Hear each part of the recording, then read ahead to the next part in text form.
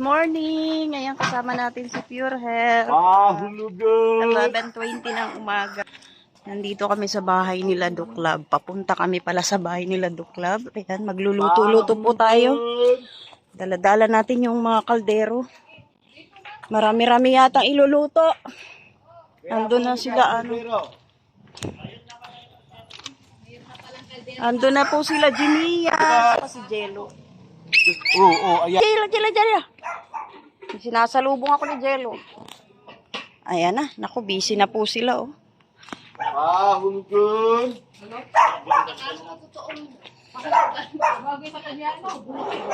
Bombay yan, eh. Uy, busy na.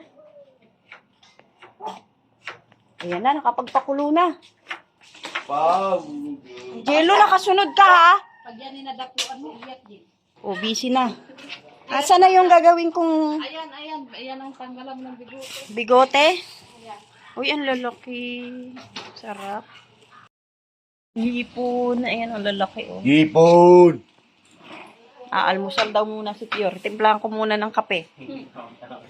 Break time daw muna si Pure. Oh, nagluluto na si Mia. Ito si si Jello. Busy rin sa paghihiwa. Yan na. Busy. Dali na tayo lalagay. Tagaluto. Ito, nakasalang na rin. Oh, ready na yung mga pangrekado nila. Sus ka nga, madiling ka pa. Dito si Mrs. Love. Ano mo na lahat? Abalang-abala. Anong gagawin mo, Pio? Mag-iiwa. Sigit hiwa sila, oh. Yung isa doon, sigit luto. Tulungan kita dyan, Pio. Ayan, sumabay ka na kay ano. Dito naman si Mrs. Love sa kabila. Busy rin siya dito. May kutsilyo pa, Mrs. Love. Tingnan mo dito. Nakatungtong na si Mrs. Love, oh.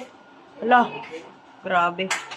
Dami pa pala. Mahaba kasi yung kaldero ay. Dami pa pala lulutuin. Pero ito, malinis na yan. Oo, saglit lang yan. Okay. How? Kanina nagising na po si Biancy, umuwi na. Ayan, ah. Ang lalaking inihaw, oh. Grabe naman. Bongga ang pakain ni Sir Leo di, oh. Busy po tayong lahat dito. Pagayan. Uy, nakaluto na agad, oh. May hamba. Ano ba yun? Ano ba tawag dito? Humba pala, humba. Sorry. Uy, grabe, may seafood. Oh no. Wala bang fruits? Butik na maging Ba't mahambang sabi ko? Ano ba yun? Pambira. Ang ganda pa ng intro niya. Uy, may hambang. Ang hamba pala para po sa bahay. Ito pala ay humba. Kukuha mo na ako dito habang malayo may araw. Kinurek pa ako ni Pure. Ang bilis na sagot na. Anong hambang? Hindi ka din ko ay. Napabayaan mong may... Ay, naku. Mali na ka. Papabayaan ba no? Wala ka talagang kupas, Pure. Ay, wala pa lang. Delo, yung ano mo dito, oh.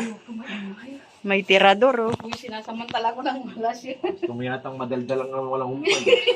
Magre-rail talk na naman si Jello niyan. Dito si Darlene, oh. Again. Uy! Ay, grabe. Ang ganda ng kurtina, oh. Pang malakasan talaga, oh. Bang klase. Inayos pa yung oh. Yung upuan.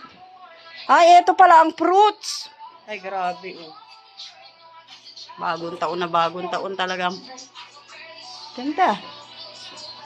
Dito naman po tayo sa sa gulay. Anong tawag dito na niluluto ni Jimia? Sinigang? Zero.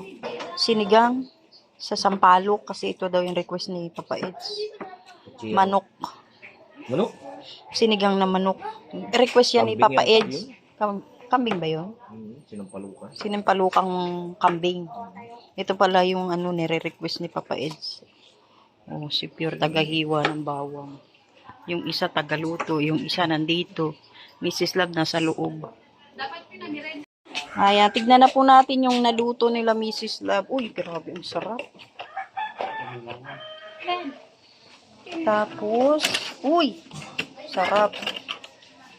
Ayan, kanina nakita na natin yung nandito. Nilabas na po nila kasi masikip dun sa kusina. Nagluluto pa po sila. Di pa tapos. Marami pang iluluto. Si Jello pa, magluluto pa siya. Tinala na yata doon. Si Jimia doon, no? Masikip na kasi sa kusina. Diyan yung luluto ko. Nagagawa pala ako ng sausawa ng isda na inihaw. O yan. Nakaready naman na yung gagamitin mo. Ayan po si Shane. Busy sa pagpapalobo. Yung mga lobo po, pinasok niya sa kwarto. Baka pumutok. Uulit na naman siya. Hindi mainit pa kasi kung lalagay mo. Siya po ang punong abala sa pagdidisenyo sa labas. Yan na po yung nagawa niya. Mamaya na lang ulit. Kasi mainit pa. Baka pumutok yung lobo. Uy, tingnan nyo yung mansion nila Shane, no? Tsaka ni Red Shane, no? Malapit na sa katotohanan. No? Shane, kailan lipat nyo rito? Mamaya lang, pwede na.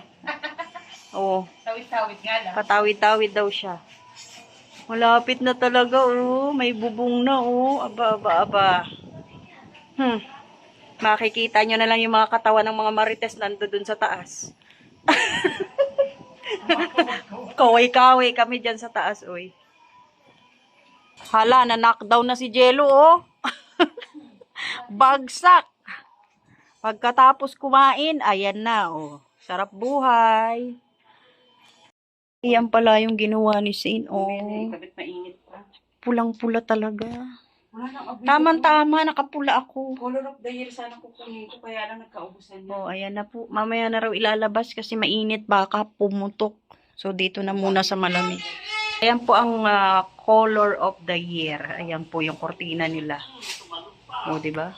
Updated. Sila Mrs. Love at si Duklab. Po ang bahay nila Duklab. Ayan. Pahinga na po kami. Tapos na po. Si Jello na lang po ang magluluto. Nahiwa na po natin lahat. Kumuha tayo ng fruits. Ngalit na naman si Jello. Kaya nga. Kaya nga, uwi na tayo. Ala, nasaktan na naman ang damdamin ng mga parites.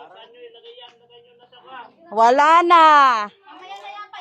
Marites lang ang meron. Wala. Ay, ilabas pala yung ano. Ay, labas na natin. Oo. Dali na. Tara na. Kasi para pagdating ni ano, ready na. Magre-ready na po kami.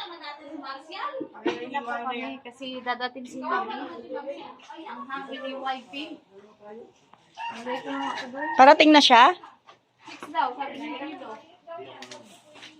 Hila. Parang ano natutulog. Yan na. Iaayos na po namin dun yung ano. Dapat iayos. May kumbing ba dyan? Kasi wala yung sindihan. Wala yung sindihan. Gunteng! Mrs. Love, masama ang loob ng mga parites. Bakit? Sinabi mo raw para lang sa mga marites.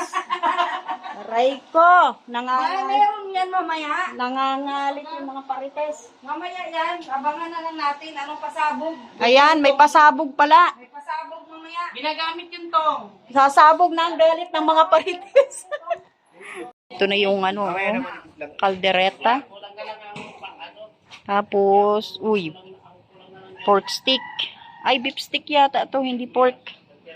Uy. Ayan na po. Uy, seryoso yung dalawa, oh.